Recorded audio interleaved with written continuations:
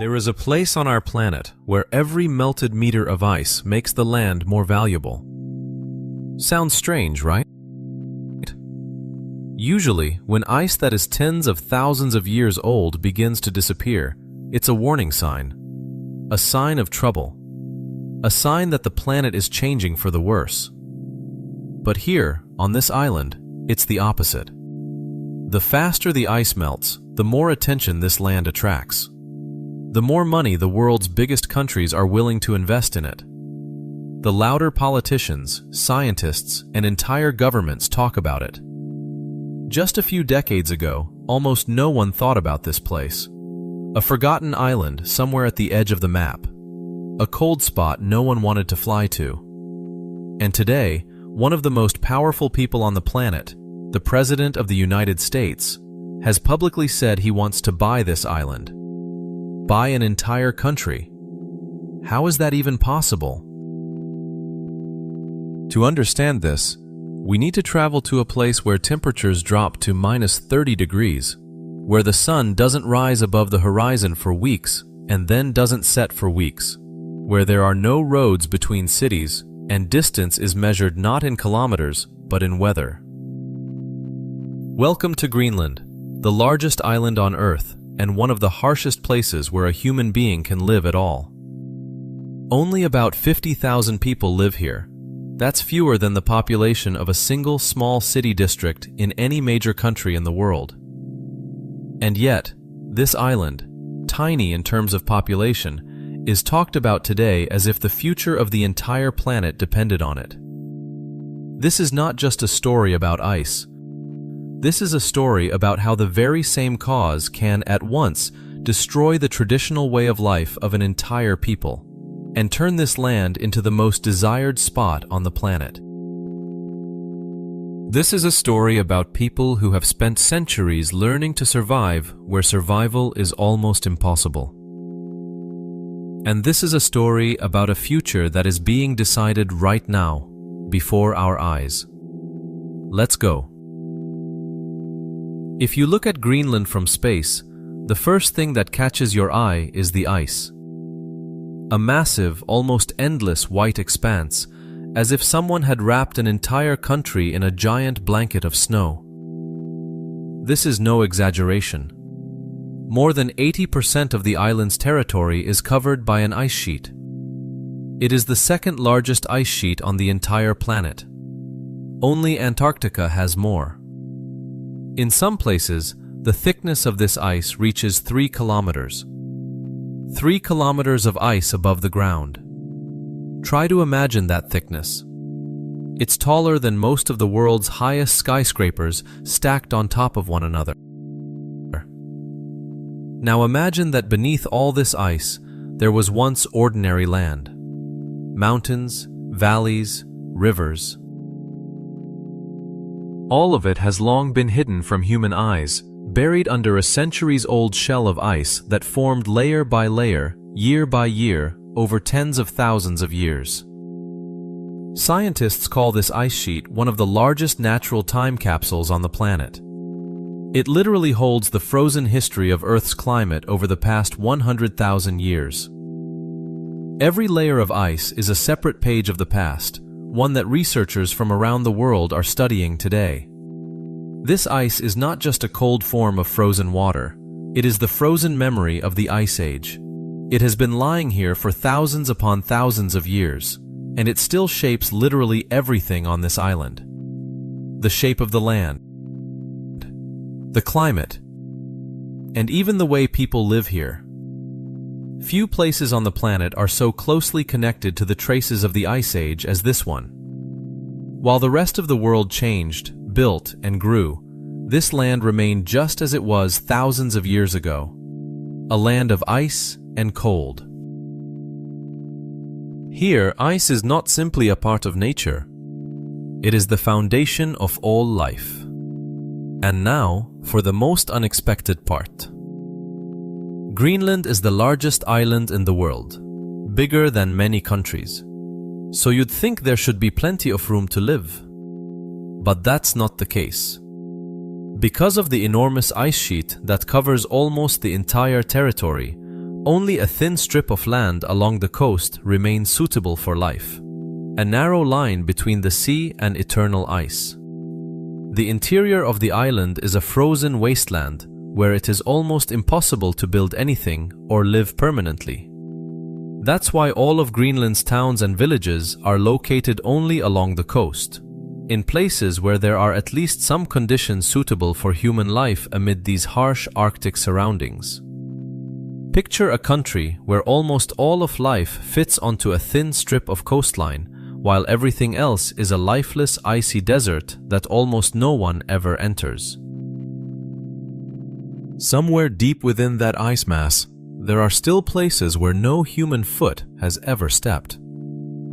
It is precisely this feature that has created the unique way of life we will see later in this film.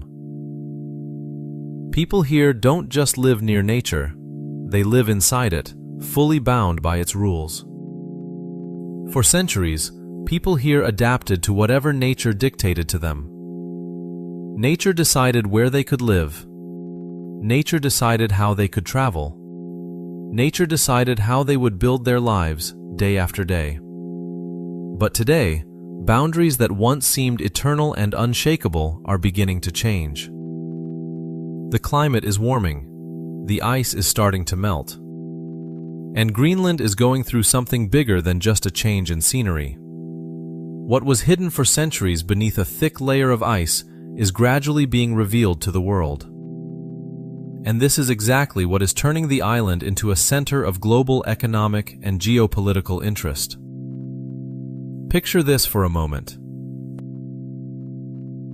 A land that almost no one paid attention to for thousands of years. A land so thickly covered in ice that it seemed like nothing more than a white patch on the map. And suddenly, this very land becomes a focus of interest for the world's most powerful countries. That is why Greenland is no longer the edge of the world. It is becoming the center of major change. The center of events that concern not only the people living on this island, but the entire planet. Because the ice that melts here doesn't stay here. It affects sea levels in cities thousands of kilometers away. It affects the climate felt by people who have never even heard this island's name. And it is revealing beneath itself something capable of reshaping the economy and politics of the entire world. Think about it. A land that many people never even thought about suddenly finds itself at the center of attention of the world's leading powers. A land once called a forgotten corner of the earth is now called one of the most strategically important places of the 21st century. And all of this is happening because, beneath centuries of ice, what was once hidden from human eyes is starting to be revealed. But behind all this global interest stand ordinary people. People who were born here. People whose ancestors hunted on this ice for centuries, walked across the frozen sea as if it were a road, and passed down knowledge of survival from generation to generation. And for these people, change isn't abstract numbers in a scientific report. It's their everyday life, changing right now. Familiar hunting trails are becoming dangerous. Knowledge passed down for centuries doesn't always work the way it used to.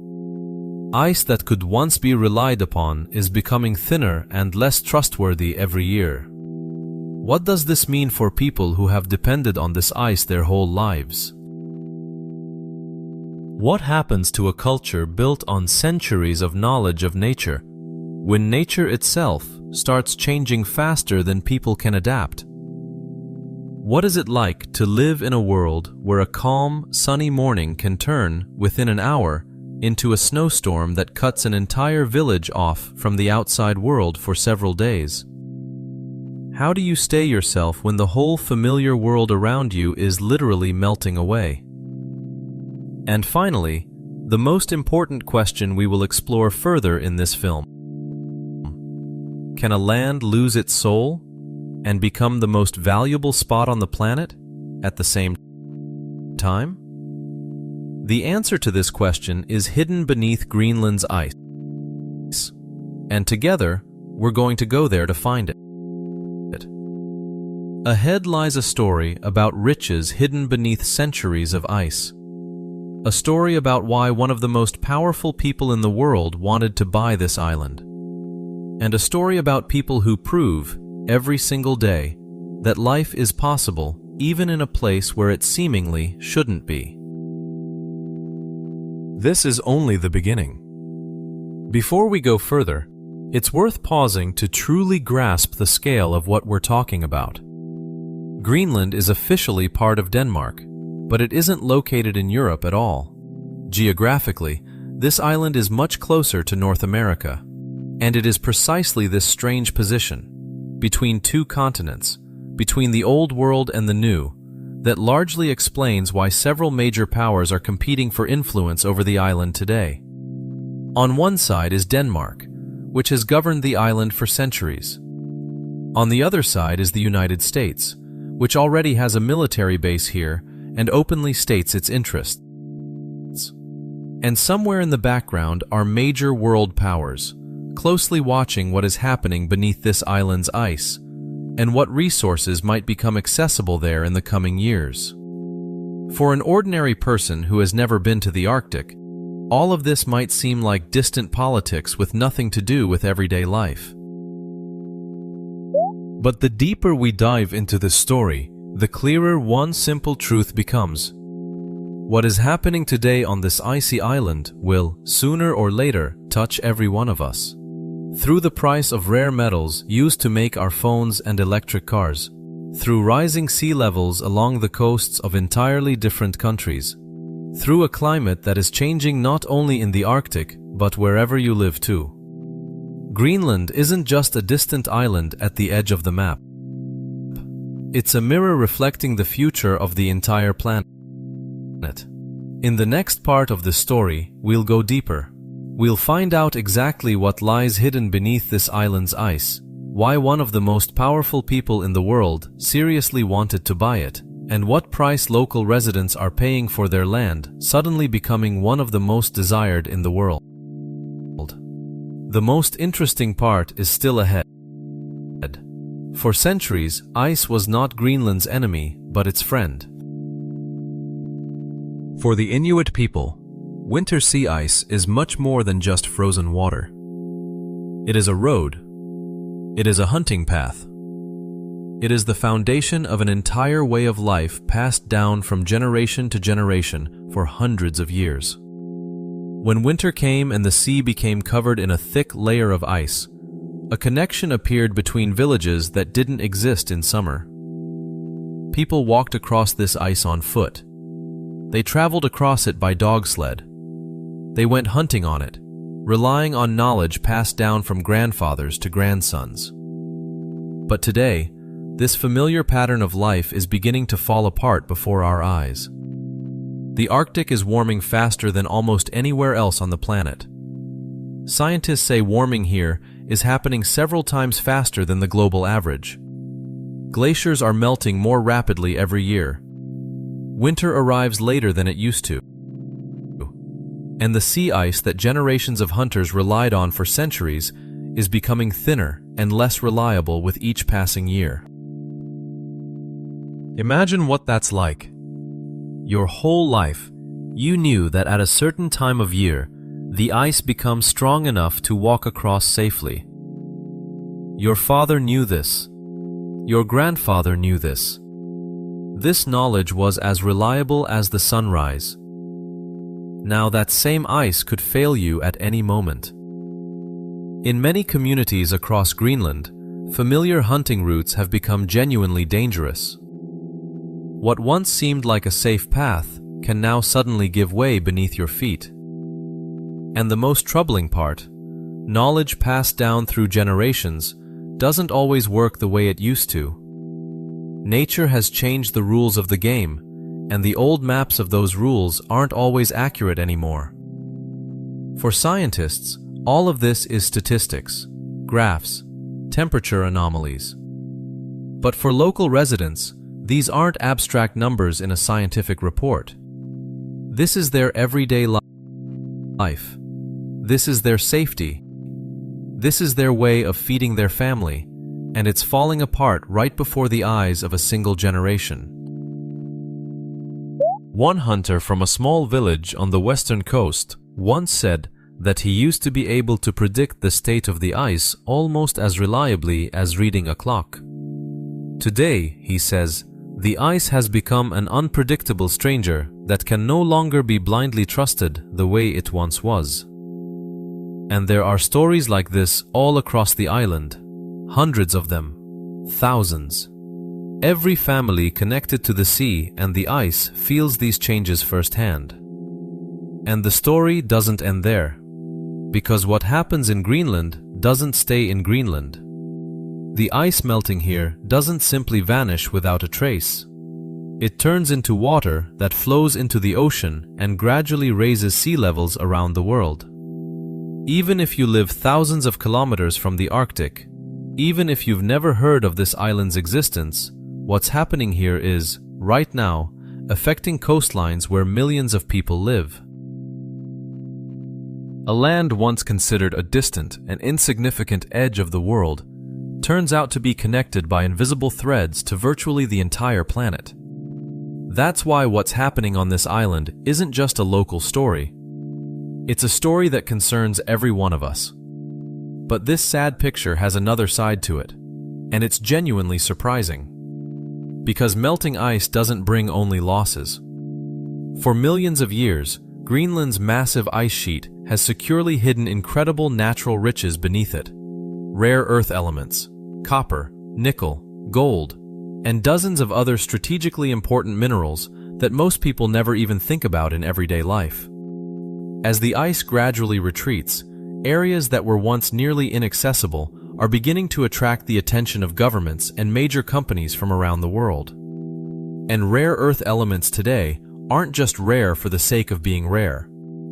They are a critical component of electric vehicles, which are becoming more popular every year. They are a critical component of wind turbines that generate clean energy. They are a critical component of modern technology, without which it's already hard to imagine everyday life for most people in developed countries.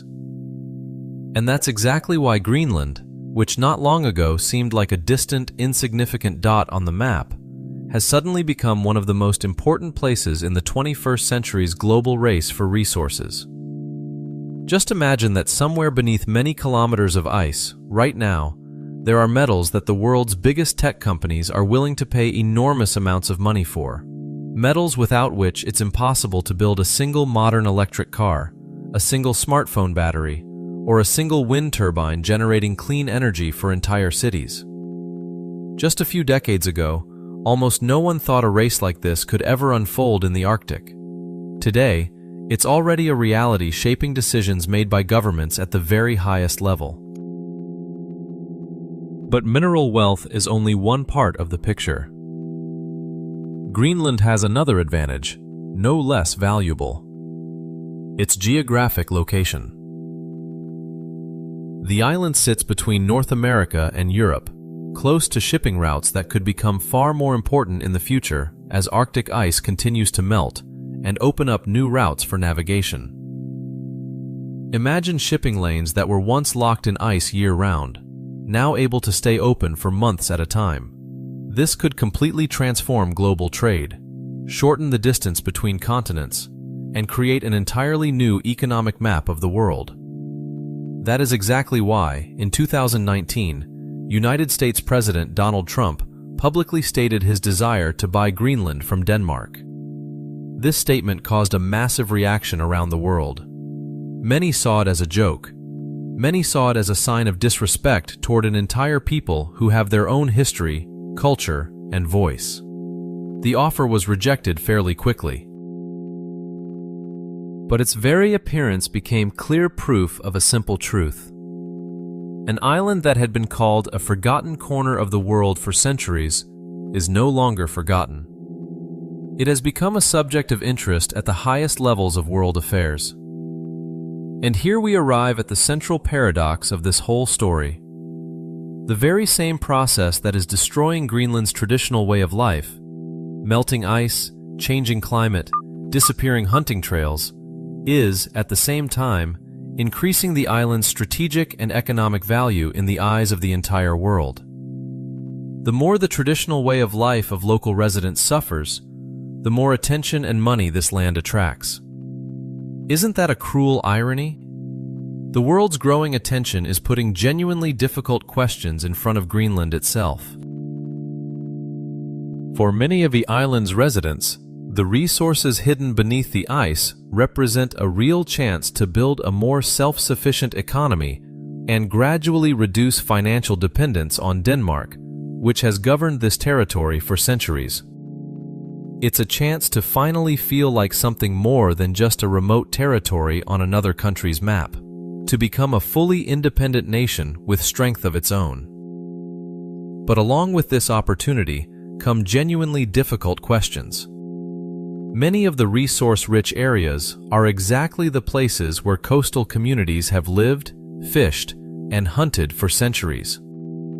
Places that mean far more to local residents than just points on a geological map. Resource extraction could bring in substantial income and improve the island's economy, but it could just as easily cause long-term damage to the environment and to a traditional way of life that has developed here over centuries. So the main question facing Greenland today isn't really whether the island can become wealthier.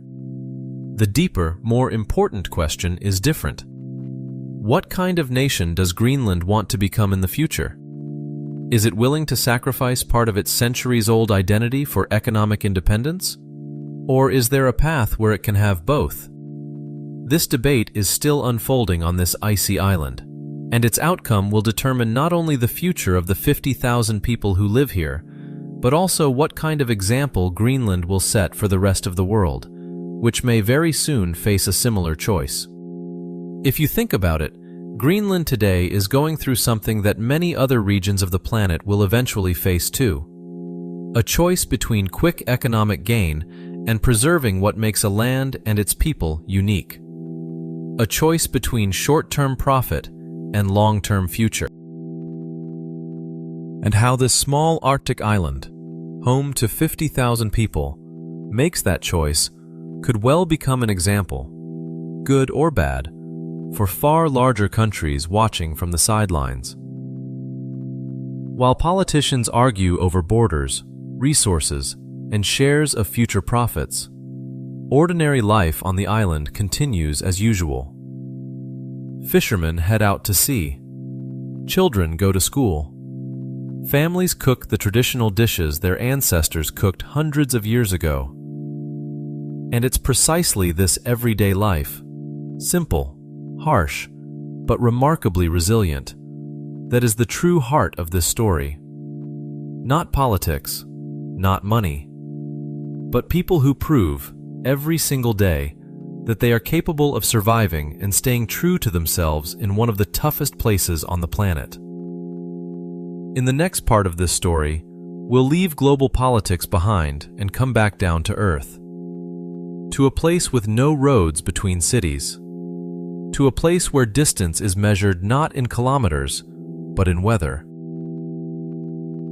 To a place where an ordinary day can begin under a clear sky and end in the middle of a real snowstorm. We'll see what life is really like on the most isolated inhabited island on the planet.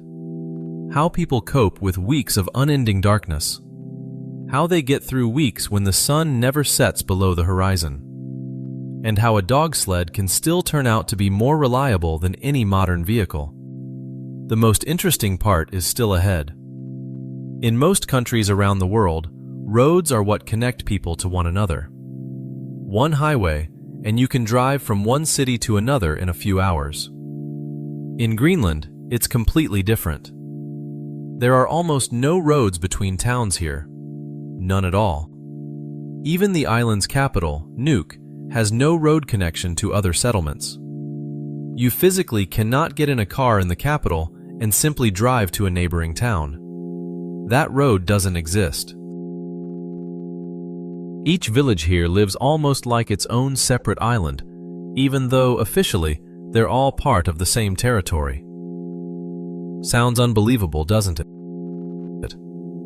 How can a country the size of an entire continent be so disconnected within itself?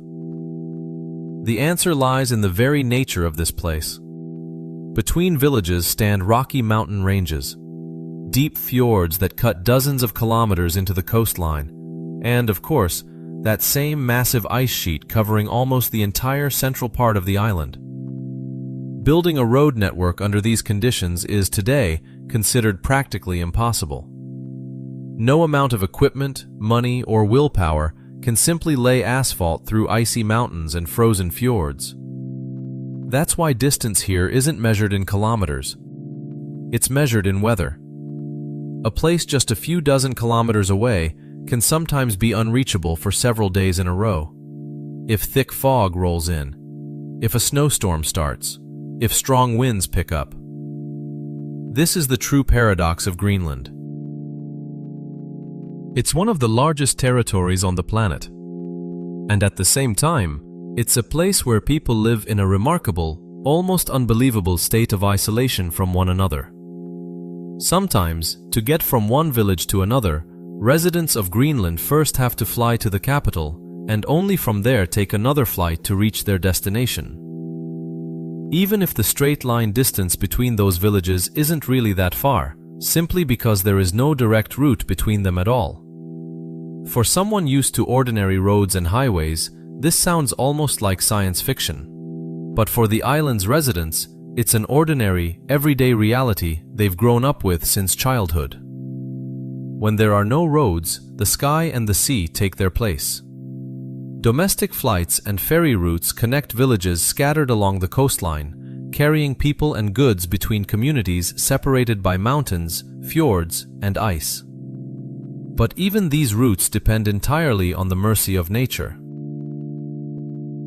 A snowstorm or a thick blanket of fog can halt travel for many hours, and sometimes for several days in a row. And this isolation directly affects the most important parts of a person's life: education, healthcare, the overall quality of life for every family living far from major centers.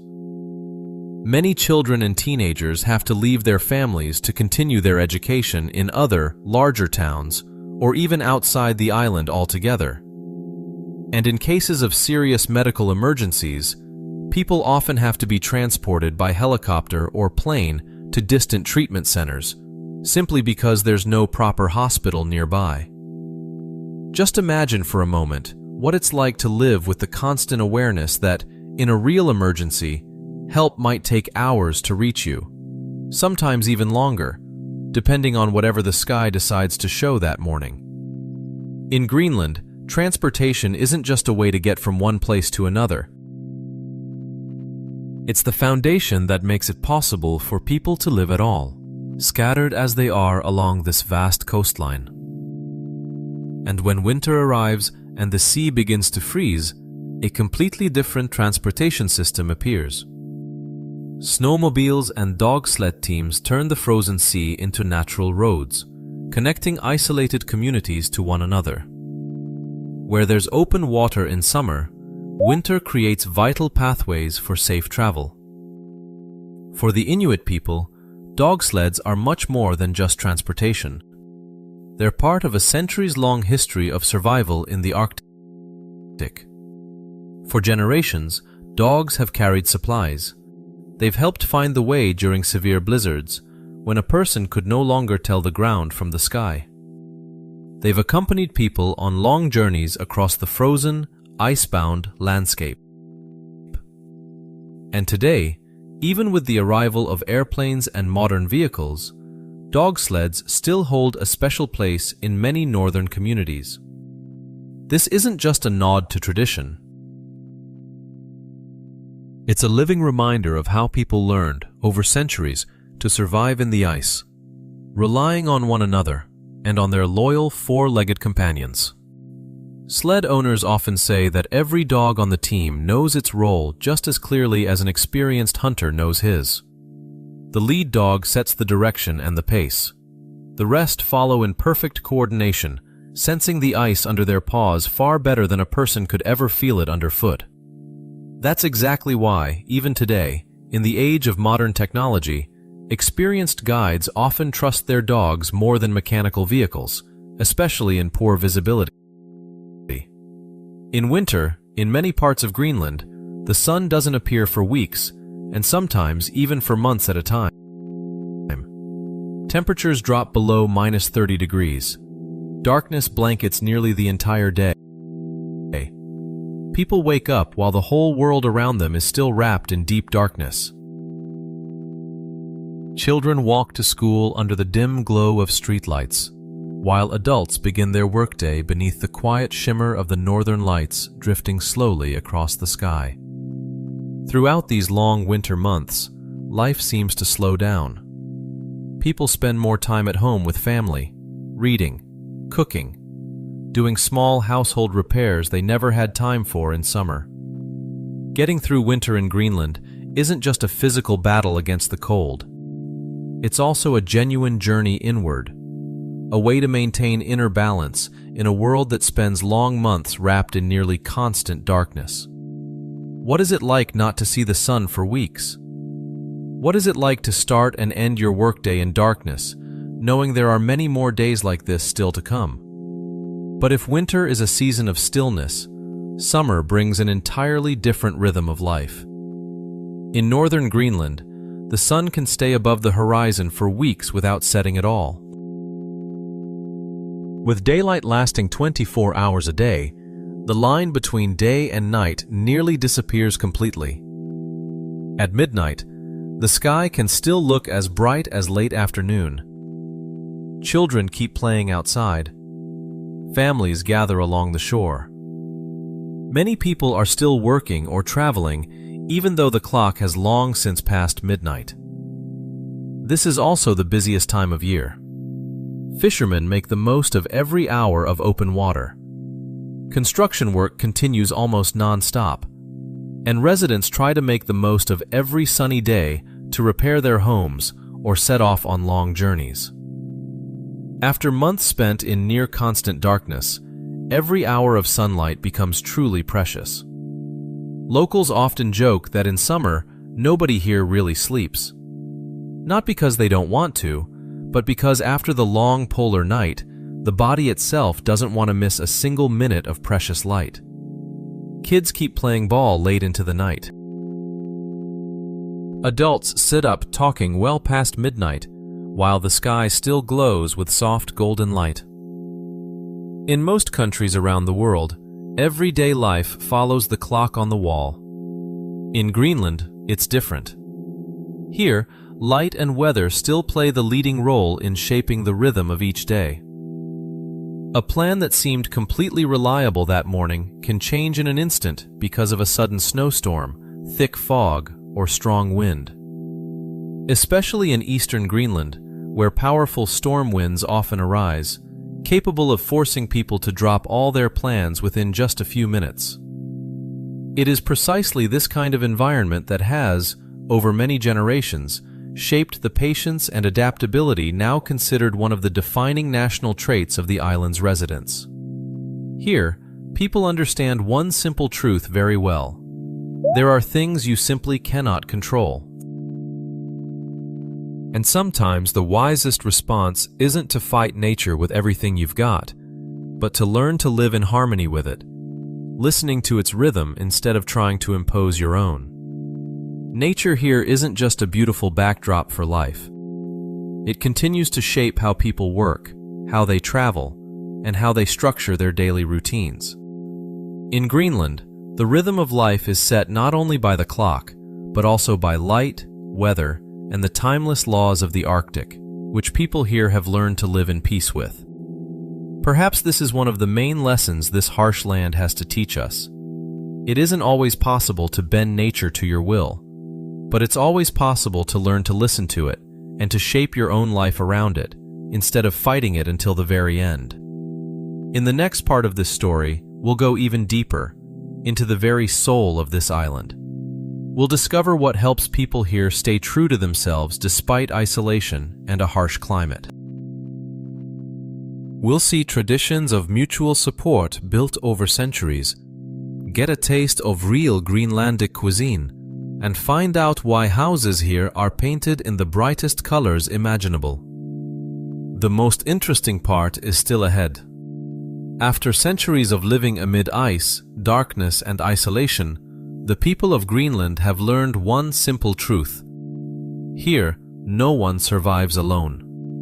In a place where nature can be truly merciless, and the distance between villages is measured not in kilometers but in weather, trust and mutual support have become the true foundation of all social life. Long before the arrival of modern social welfare systems, the Inuit survived by following one simple principle: no one is left without help. When a hunter successfully caught a seal, a reindeer, or a whale, the catch was often shared with family, neighbors, elders, and those who, for whatever reason, couldn't hunt for themselves. In a land where nature isn't always generous, the habit of sharing helped entire communities get through the hardest times together. This tradition wasn't born out of simple kindness or charity. It grew out of many generations of hard-earned survival experience. If you help others today, the community will help you tomorrow when it's your turn to need it. This way of life took shape not over one generation, but over centuries, step by step, through harsh and sometimes brutal survival experience, in places where a single severe winter could decide whether a community survived at all. And that's exactly why, even today, in the age of modern stores and government support, that spirit of mutual aid hasn't disappeared here. It has simply taken on slightly different forms. If the spirit of mutual aid has, for centuries, reflected the character of this land, there is another tradition that truly shows how the community here maintains its bonds. It's called kafemik, which literally translates as coffee gathering.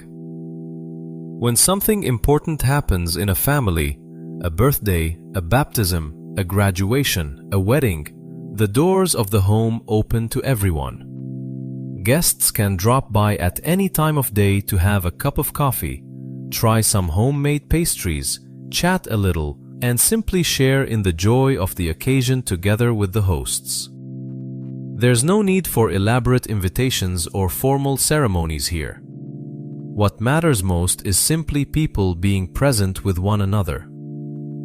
In a land with long winters, where isolation is a constant part of life, gatherings like these help people maintain relationships and strengthen that very sense of community without which survival here would be truly difficult.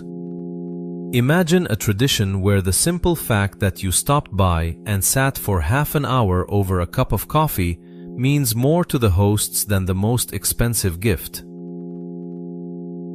This same spirit of warmth and optimism can be seen just by looking at Greenland's homes. Amid a world of white ice, gray rock, and long winter skies, the island's towns stand out for one striking feature. Houses here are painted in bright, vivid colors: red, yellow, blue, green. Originally, this tradition had a very practical purpose. These bright colors helped people spot buildings from a distance in a snow-covered landscape where everything around was the same shade of white. But over time, these bright colors became something far greater than just a practical solution. They became an important part of the island's very identity. During the long, dark winter months, these vibrant colors bring a special sense of warmth and life. They create a striking contrast against the frozen, snow-covered landscape around them, and, at the same time, reflect one of the most recognizable traits of Greenland's people: their remarkable ability to find genuine optimism even in the harshest conditions imaginable. Amid ice and darkness, it is community that brings real warmth to everyday life. And sometimes that warmth is expressed quite literally in the bright colors that light up every home on this harsh island. If community helps the people of Greenland cope with isolation, food is what has helped them simply survive in the Arctic for centuries. And for thousands of years, the sea has always been the main source of life here. In most countries around the world, people can grow food on land. In Greenland, that's practically impossible. The harsh climate, the short warm season, and the vast ice-covered land have made the ocean the main source of sustenance for local residents. For thousands of years, the Inuit have relied on fish, seals, whales, and reindeer to survive in these harsh Arctic conditions. But food in Greenland never simply appears on the table by itself.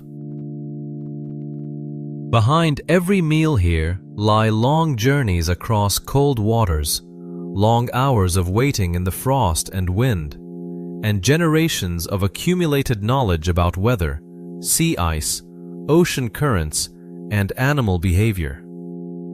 Traces of this ancient way of life are still clearly visible in Greenlandic cuisine today. One of the most famous traditional dishes is called matak. It's whale skin and blubber, thinly sliced. For earlier generations of Inuit, this dish was a genuine source of valuable nutrients during the long winter months, when fresh fruits and vegetables simply weren't an option. Another traditional dish is suasat. It's a hearty soup made from reindeer, seal, or fish, with potatoes and rice added in. In many Greenlandic households, this soup remains a familiar dish, associated with family meals and special occasions when everyone gathers together. In Greenland, food is far more than just a daily necessity.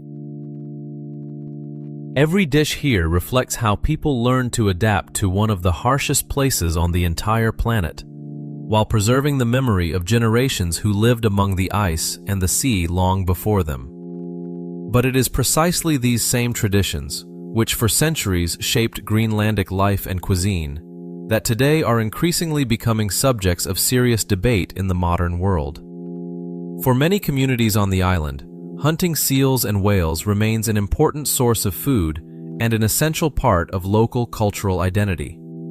But from the outside, from other countries, these practices often face harsh criticism from animal welfare organizations and a segment of international public opinion. Some call it barbaric. Others call it an essential part of survival for an entire people who live in conditions where ordinary produce simply doesn't grow. Who's right and who's wrong here?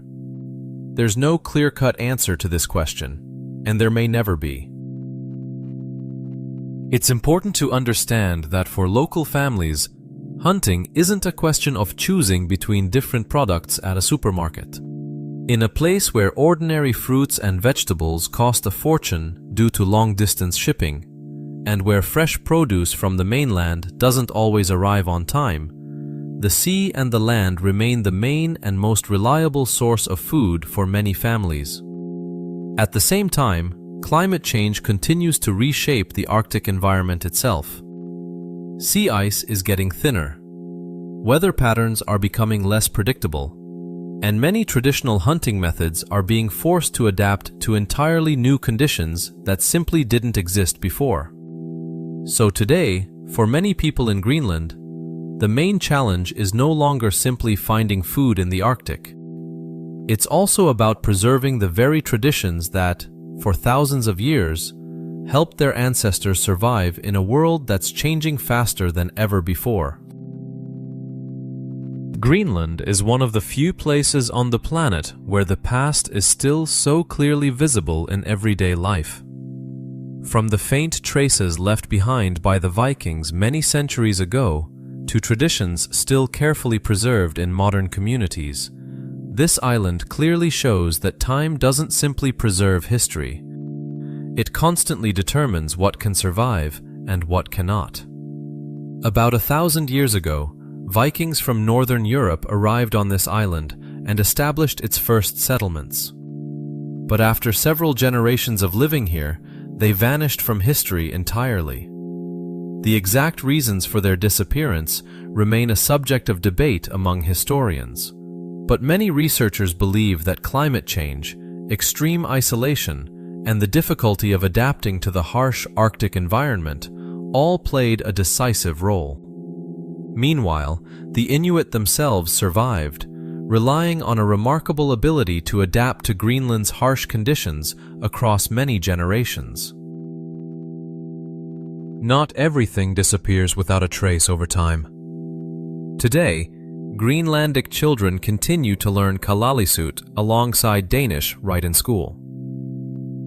For many people on the island, language is far more than just a means of communication between people. It's a way of preserving cultural identity and staying connected to their roots, despite all the changes happening around them. Part of Greenland's heritage continues to be passed down through music, oral storytelling, and traditional Inuit drum dancing. Even today, the sound of these drums can still be heard at festivals and cultural events across the island. Time has carried away much from life in Greenland, but language, memory, and cultural traditions remain a living part of local residents' daily lives. This is probably one of the most important lessons Greenland offers the rest of the world. Even when everything around is changing, climate, economy, way of life, there are things a people can hold on to, if they truly want to. Language, memory, the connection between generations, and a willingness to share with one another in the hardest of times. In the next and final part of this story, we'll talk about what matters most, the future. We'll find out what life is like for Greenland's teenagers today, torn between smartphones and their ancestors' ancient traditions. We'll explore why young people have to leave their home island to get an education, and what choice awaits them afterward. And we'll try to answer the central question this whole story began with. The most interesting part is still ahead. Greenland's future isn't hidden only in the ice, or in the resources lying deep underground. Ultimately, it will be decided by the people growing up on this island right now. An ordinary day for a Greenlandic teenager isn't all that different from a day in the life of a teenager in any major city in the world. They grow up with the internet, smartphones, and the same global cultural trends as their peers in New York, Paris, or Tokyo. And at the same time, they continue to learn Kalaallisut, study their people's history, and listen to traditional stories passed down from generation to generation long before they were born. Some of these teenagers still join their families for fishing trips, or take part in activities closely tied to the local way of life their grandparents and great-grandparents lived. Living quite literally between two worlds, Greenland's younger generation is learning to find balance. Between modernity and tradition. Between a globally connected world and their deep Arctic roots. One young woman from a small village in the south of the island once said she feels as though she lives in two eras at once. In the morning, she might be scrolling through the same videos and listening to the same music as teenagers anywhere in London or Berlin. And in the evening, she sits beside her grandmother, who tells her, in Kalaallisut, stories about the spirits of the sea and how to survive if a blizzard catches you far from home. For many young Greenlanders, this blend of two worlds isn't a source of inner conflict, but rather a natural part of their identity. They don't choose between past and future. They try to carry both together, step by step, day by day. To become a doctor, an engineer, a teacher, or a specialist in almost any other field, many young people from Greenland have to leave their home island and go study in Denmark. For those raised in small coastal villages, this is often the first time in their lives they have to be away from their families for an extended period. Just imagine that feeling. You grew up in a tiny village where everyone knows everyone, where the same familiar faces surrounded you since childhood. And suddenly you find yourself completely alone in a foreign country, far from everything familiar and comfortable. But after finishing their studies, these young people face another, far more difficult question. Stay there or come back home? Staying in Denmark often means more career opportunities and a more comfortable standard of living, one that's easy to get used to. Coming home means helping build the future of their homeland, a land that still badly needs skilled professionals and new knowledge. For many young people in Greenland, the hardest choice in life isn't really about which career to choose. The far harder question is different. Where do they want the rest of their lives to unfold? Many young people admit that this isn't a decision they make just once, but one they weigh again and again, practically every year. Some return home after years of studying abroad and struggle to adjust to the slower pace of life in a small village. Others, on the other hand, stay away from home, but keep flying back every summer, just to feel, for a few weeks, like part of the land where they grew up. There's simply no single right answer here. There's only the personal choice each individual makes, trying to figure out where their real home truly is. And yet, the changes Greenland is going through aren't always easy. The rapid pace of social change sometimes creates a real gap between generations and puts many young people in the difficult position of having to balance tradition with the demands of modern life. For some people in Greenland, finding their own place in a rapidly changing society remains a genuinely difficult challenge. And this often becomes part of a broader conversation about people's mental well-being. Behind all the economic and technological changes, there are always the personal stories of individual people, for whom adjusting to a new, rapidly changing world isn't always easy. No generation has ever seen Greenland change as fast as today's youth is witnessing. Their grandparents once hunted on thick, dependable sea ice. Their parents witnessed the first visible signs of climate change. And they themselves are the generation watching with their own eyes as glaciers retreat, seasons shift, and their homeland transforms with every passing year. 3 generations of the same family, and 3 completely different relationships with the very same ice. For some, it was a reliable friend and the foundation of their entire life. For others, a worrying sign of approaching change. And for the third, it's already a familiar, almost ordinary reality. One they were simply born and raised into, never knowing any other Greenland. In the future, it will be these young people who determine which path Greenland ultimately takes.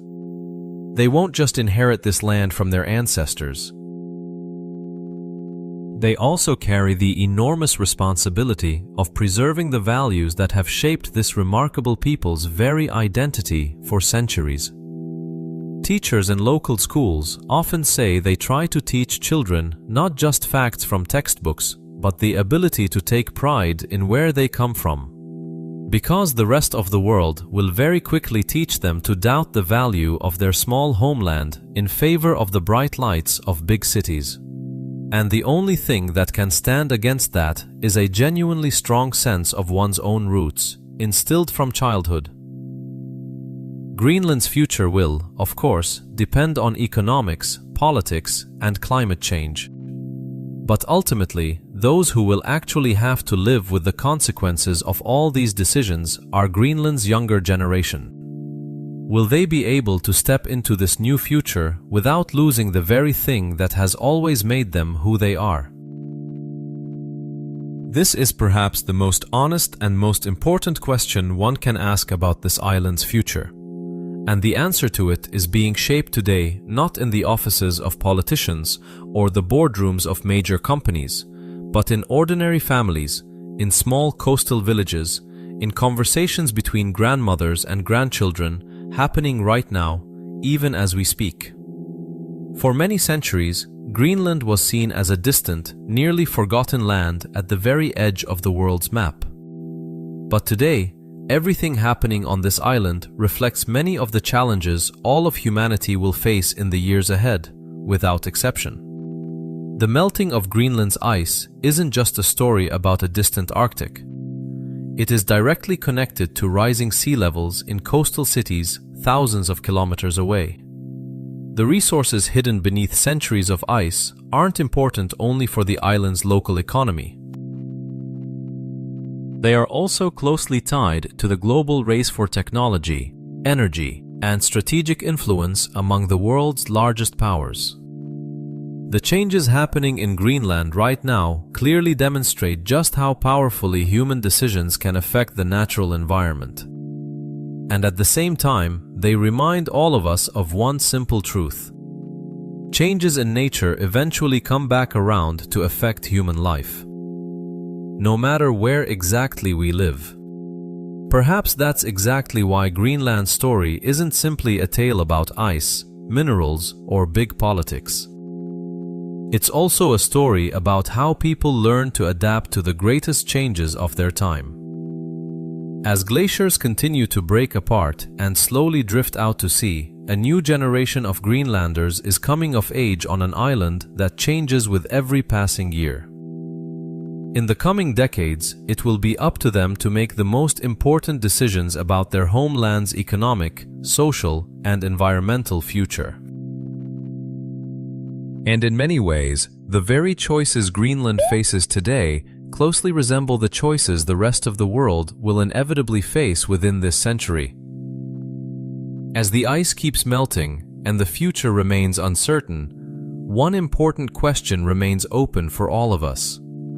Can humanity change without losing what makes it who it is? Greenland doesn't give us simple, easy answers. It gives us something far more important.